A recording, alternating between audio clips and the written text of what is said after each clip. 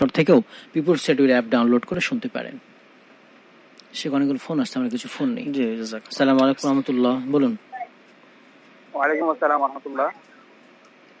শায়েখ, আমি ঢাকা জেলা থেকে বলছি।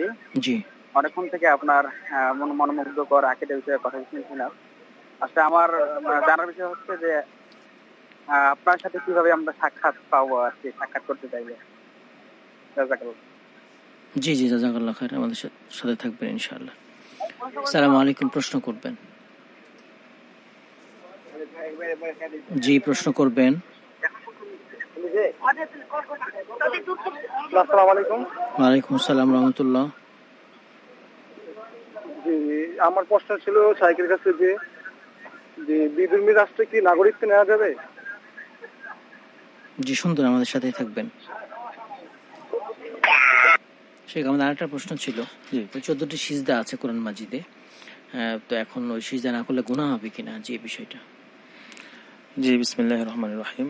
সেজদা 14টি এবং ইমাম শাফির মতে সেটা 15টি। জি, তো সেজদা করাটা হলো মুস্তাহাব, কেউ কেউ সুন্নাহ বলেছেন। এই জন্য আপনি সেজদা না করলে গুনাহ হবে, বিষয়টি এরকম না, বিষয়টি এরকম নয়। তবে সেজদা করাটা উত্তম, সেজদা করবেন। হ্যাঁ, আমরা সংক্ষেপে প্রশ্ন নেওয়ার চেষ্টা করি। আচ্ছা, সূরা আলাকে সিজদা আছে, বারবার সিজদা করা লাগবে কিনা? একই কথা, আপনি প্রথমবার করে নেন, পরে আর করার দরকার নেই। জি, ইবনে সিনার আকীদা ঠিক ছিল কিনা? ওটা ভাইকে বলবো, ইমাম আকীদা তাহাবিয়া পড়বেন, যাকে তিনি পরকালের বিষয়গুলো বিশ্বাস করতেন না। এবং তার একটি কথা হলো যে নবী সাল্লাল্লাহু আলাইহি ওয়াসাল্লাম যে বলছেন ভালো কাজ করো, জেনা করিও না, সুদ খাইও না, এগুলো সমাজকে ঠিক রাখার জন্য বলছেন। এগুলো আল্লাহর পক্ষ থেকে কোনো নির্দেশ ছিল না। সমাজকে কন্ট্রোল রাখার জন্য তিনি বিভিন্ন আদেশ নিষেধ বলেছেন, এবং পরকালীন বিষয়গুলোকে তিনি অনেক বিষয়গুলো তিনি অস্বীকার করেছেন। যে আমরা তার আকীদা নিব না, তার চিকিৎসা শাস্ত্রে এগুলো। জি, অবশ্যই, সেটা তো অবশ্যই আকীদা নেব না আমরা, তার যে দুনিয়াবি বিষয়গুলো। সংসারে বাচ্চা কম, একটা দুইটা হলে ভালো, এই কথাগুলো ঠিক আছে কিনা? এটা তো নবী সাল্লাল্লাহু আলাইহি ওয়াসাল্লামের কথার সাথে সাংঘর্ষিক সরাসরি। যে তাজাওয়াজুল ওলুদ আল ওয়াদুদ, যে সমস্ত নারীরা বেশি বাচ্চা প্রসবকারিণী তাদেরকে তোমরা বিবাহ করো, সেটা পরিবার দেখে বোঝা যাবে। কারণ আমি অধিক উম্মতের কারণে আল্লাহর কাছে আমি আমি গর্ব করবো। হ্যাঁ, জি।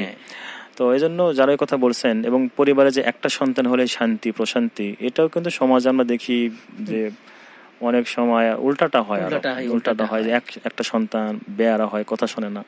এজন্য আমি নবী সাল্লাল্লাহু আলাইহি ওয়াসাল্লামের হাদিসকে ফলো করবেন, যে যদি ডাক্তারি কোনো নিষেধাজ্ঞা না থাকে, সেটা অবশ্যই মুত্তাকি পরহেজগার। টাকা পয়সার ভয় কখনো এটা বন্ধ করবেন না, টাকা পয়সার ভয়ে বা সমাজের মানুষের ভয়ে, বা আমার সন্তানরা মানুষ হবে না, কি খাওয়াবো, এগুলোর ভয়ে কখনোই সন্তান নেওয়া বন্ধ করবেন না। বরং এর মধ্যে অবশ্যই যা রিজেক্ট সে খাবে, আমারটা খাবে না। জি, অবশ্যই। পরের প্রশ্ন আমরা যাবো ইনশাআল্লাহ। কিয়ামতের দিনে আমরা আল্লাহ তাআলাকে দেখব সরাসরি, না কোনো পর্দা বারজাক থাকবে? না, কোনো পর্দা থাকবে না, বরং আল্লাহ তাআলা হাদিসে আসছে যে পর্দা তিনি উন্মোচন করবেন, জান্নাতে পর্দা উন্মোচন করবেন এবং সরাসরি দেখবে। এবং হাদিসে আসছে যে সেই নিয়ামত জান্নাতীরা এত খুশি হবে, বলবে যে এতদিন যা পেয়েছি আল্লাহ, আপনাকে দেখার তুলনায় এই নিয়ামতগুলো সবই তুচ্ছ ছিল। এবং সেটা পর্দা ছাড়া সরাসরি দেখার কথা আসছে, যে ইয়াকশিফুল হিজাব শব্দ আসছে, যে আল্লাহ পর্দা উঠিয়ে নেবেন। আচ্ছা, ফোন নিয়ে একটা। আসসালামু আলাইকুম, বলুন। জি, প্রশ্ন করবেন। ওয়ালাইকুম আসসালাম রহমতুল্লাহ। আমি হারুনুর রশিদ বলছিলাম। এর কাছে আমার দুইটি প্রশ্ন রয়েছে। জি। এক নম্বর প্রশ্ন হচ্ছে যে বর্তমান প্রেক্ষাপটে গণতন্ত্র জায়েজ আছে না জায়েজ না, এটা কি গণতন্ত্র? জি জি জি, পরের প্রশ্ন। গণতন্ত্র যদি না জায়েজ হয় তাহলে কোন পদ্ধতিটা ইসলাম? জি, আমাদের সাথেই থাকবেন। আসসালামু আলাইকুম, বলুন। হ্যাঁ, আসসালামু আলাইকুম। আমি রূপগঞ্জ কুলেদি থেকে মোহাম্মদ নিশাত রশিদ বলছি। জি। আমার প্রশ্ন হচ্ছে যে আমরা আল্লাহর শানে ব্যবহার করে থাকি ফানাফিল্লাহ বা কাবিল্লাহ, তো মানে বান্দা তার রবের সঙ্গে কিভাবে ফানা হয়, তো দয়া করে বিষয়টা স্পষ্ট করবেন। জি জি, আমাদের সাথেই থাকবেন। আমাদের ফোন হয়ে যাচ্ছে, আমরা ইনশাআল্লাহ জবাব দেখে তার বাবা নেব। আমরা জবাব দিতে পারবো না, সময় ফুরিয়ে যাবে। ভাই, আমার সাথে সাক্ষাৎ করা, আমার ফেসবুক পেজ আছে মাসুম বিল্লাহ বিন রেজা। এছাড়া টেলিভিশন রেডিওতে কিছু প্রোগ্রাম করি। সাক্ষাৎ পাওয়া মুশকিল, আর সাক্ষাৎ পাওয়া জরুরিও না। আমাদের কথা শুনছেন আপনি, দোয়া করবেন। হয়তো আশা করেছে দেখা করবে আপনার সাথে, এটা বলেছে। ইনশাআল্লাহ ফেসবুক পেজ আছে, ওখানে আমাকে আমার অনুষ্ঠানগুলো দেখতে পাবেন, রেডিও টেলিভিশনের। দোয়া করবেন, আর কোনো না কোনো দিন ইনশাআল্লাহ দেখা হয়ে যাবে ইনশাআল্লাহ ইনশাআল্লাহ। দূরে বেড়ায় ব্যস্ত থাকি টেলিভিশন রেডিওগুলো নিয়ে। দোয়া করবেন, ইনশাআল্লাহ কোনো না কোনো দিন দেখা হয়ে যাবে ইনশাআল্লাহ। আচ্ছা, আরেকটা প্রশ্ন ছিল, বিধর্মী দেশে আমাদের সিটিজেনশিপ যেটা নাগরিকত্ব, এটা নেওয়া যাবে কিনা সে? যেটা আমি সরাসরি শেখ বিন বাজের কথাই নকল করছি, সেটি তিনি বলেছেন যে অস্থায়ীভাবে এমন শিক্ষা, যে শিক্ষাগুলো মুসলিম দেশে নাই, যেই মানের শিক্ষা নেই বা যেই বিষয়ে শিক্ষা নেই, সেটি নেওয়ার জন্য মুসলিম আপনি কাফের দেশে, বিধর্মী দেশে যেতে পারেন, কিন্তু সেখানে স্থায়ী নাগরিকত্ব নেওয়া আলেমরা জায়েজ বলে নাই। কারণ আপনি বলছেন যে আমি ঠিক আছি, ইসলাম পালন করছি, কিন্তু তাদের তো পরিকল্পনা আপনার প্রজন্মকে নিয়ে, ভবিষ্যৎ প্রজন্মকে নিয়ে তাদের পরিকল্পনা, তাদেরকে নাস্তিক ঠিক থাকবে না, না, তারা ঠিক থাকবে না, তারা তাদের ধাঁচে গড়ে উঠবে, ইসলাম বিদ্বেষী হবে। তাদের অন্তর্ভুক্ত। জি, এটা হাদিসে আসছে যে যে কাফের দেশে থাকবে সে তাদের অন্তর্ভুক্ত হাদিসে আসছে। তো আপনি হয়তো মনে করছেন যে আমি তো ঠিকই আছি, আমার তো কোনো সমস্যা নেই, তো আপনাকে নিয়ে তো তাদের চিন্তা নেই, চিন্তা তো আরো 50 বছর পরে, 100 বছর পরে চিন্তা। এজন্য আপনি বিশেষ যদি কোনো কারণে যান অস্থায়ীভাবে, আর আমরা মুসলমান এখন গর্ব করি এটা আমরা হ্যাঁ নাউজুবিল্লাহ উল্টাটা হওয়া দরকার ছিল। জি, দারুল ইসলাম আমরা থাকবো ইনশাআল্লাহ। আচ্ছা, গণতন্ত্র জায়েজ আছে না থাকলে কি পদ্ধতিতে ইসলাম আসলে আসবে? গণতন্ত্র বলার আগে আমি আরেকটু কথা বলি, যেটি সেটা হলো আমাদের শুইয়া বা পুঁজিবাদ এবং সমাজতন্ত্রবাদ, এগুলো নিয়ে আমাদের আকীদাটা কি, সাথে সাথে লাদিনিয়া ধর্মনিরপেক্ষতাবাদ, সেটা নিয়ে আকীদা কি, কওমিয়া জাতীয়তাবাদ, সেটা নিয়ে আকীদা কি, এটা নিয়ে যে আকীদা, একই আকীদা আমরা ডেমোক্রেটিয়া সেটাই পোষণ করি, যে এগুলো সব পাশ্চাত্য থেকে আসা বা রাশিয়া থেকে আসা। তো এগুলোর মাধ্যমে ইসলাম প্রতিষ্ঠা করা, এটা ইসলাম সমর্থন করে না। বাকি আপনি বলেছেন যে তাহলে ইসলাম প্রতিষ্ঠা কিভাবে হবে? ইসলাম প্রতিষ্ঠা হবে নবী সাল্লাল্লাহু আলাইহি ওয়াসাল্লাম এবং তার সাহাবাদের অনুসরণ, তাদের রেখে যাওয়া পদ্ধতি রয়েছে, আপনি সেই পদ্ধতিগুলোই অবলম্বন করবেন।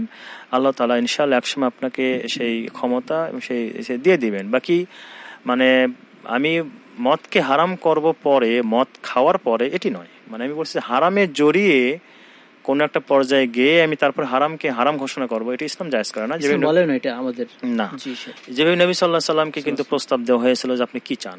আমি টিভিতে আজকে কথা বলছিলাম, সুন্দরী ক্ষমতা নেন, হ্যাঁ কারণ ক্ষমতা টিকবে না, আমার আদর্শ চেঞ্জ না হবে, স্থায়িত্ব হবে না। এটা এজন্য আপনি এখন যদি আজকে যদি আপনি বলেন যে পুরো ঢাকা শহরে ইসলাম কায়েম করলাম, আমরা ক্ষমতা নিলাম, নামাজ পড়তে হবে, দেখবেন যে আপনি টিকাতে পারবেন না। কারণ আগে আপনি আদর্শ মানুষ করতে হবে, এবং এটা আমাদের সামনে নবী সাল্লাল্লাহু আলাইহি ওয়াসাল্লাম মডেল, তাকে প্রস্তাব দেওয়া হয়েছিল যে আপনি কি চান, ক্ষমতা চান, আপনাকে মক্কার আমরা বাদশা বানিয়ে দেই, কিন্তু তিনি নেন নাই। কিন্তু তিনি জানেন যে এটা কাজ হবে না, আগে মানুষ করতে হবে।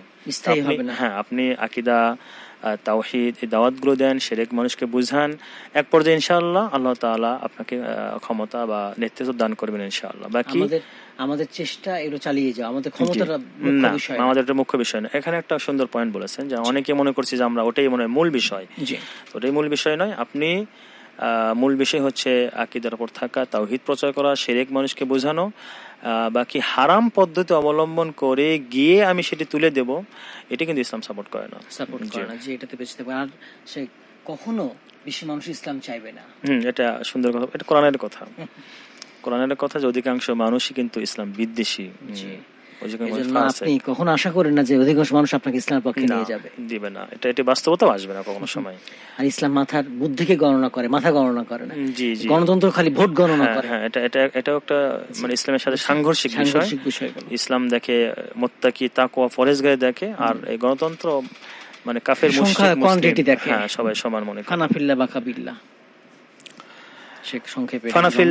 জি, আমি 1 মিনিট শেষ করছি। এটি ফানাফিল্লাহ বা কাবিল্লাহ, যেটি আমাদের যারা সুফিবাদে বিশ্বাস করে, কবর পূজা, মাজার পূজায় বিশ্বাস করে, তাদের আকীদা যে মানুষ একসময় ইবাদত করতে করতে এমন পর্যায়ে চলে যায়, তখন তার সালাত, সিয়াম, রোজা, নামাজ কিচ্ছু লাগে না, সে আল্লাহ তাআলা পর্যন্ত পৌঁছে যায়। যেভাবে আমরা অনেকেই যারা ওয়াজিন, তাদের বক্তব্য আমরা শুনতে পাই, দুঃখজনক যে ইবনে আরবীর যে ঘটনা, মনসুর আল্লাহ যে ঘটনা, যে আল্লাহর সাথে মিশে যাওয়া বা আল্লাহ মিশে যাওয়া, এটা এক পর্যায়ে চলে যায়। কিন্তু আমাদের স্পষ্ট কথা, যদি কোনো ভাই বোন এই আকীদা পোষণ করেন, তার কিন্তু তওবা করতে হবে। কারণ নবী সাল্লাল্লাহু আলাইহি ওয়াসাল্লাম জীবনের শেষ দিন পর্যন্ত তিনি সালাত আদায় করেছেন, ইসলামের শরীয়তের সব কাজগুলো তিনি করেছেন। কিন্তু আমাদের কথা আসছে যে ইবাদত করতে একটা পর্যায়ে গেলে আর ইবাদত করতে হয় না, জি আল্লাহর সাথে মিশে যায়, সে আল্লাহর চোখ দিয়ে নিজেকে দেখে, আল্লাহর হাত দিয়ে সে নিজে চলে। মানে এইভাবে যে কথাগুলো বলে এগুলো আকীদা বিধ্বংসী কথা।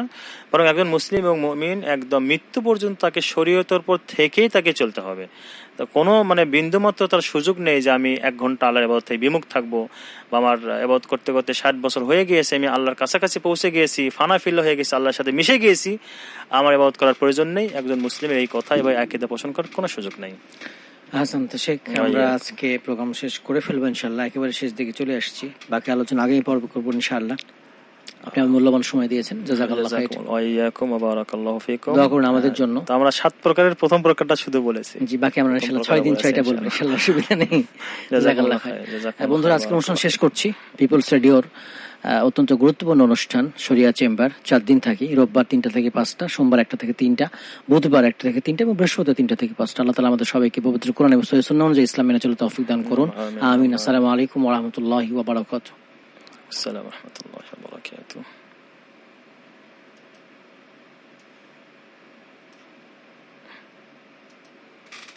بسم الله الرحمن الرحيم إذا الشمس كورت وإذا النجوم انكدرت وإذا الجبال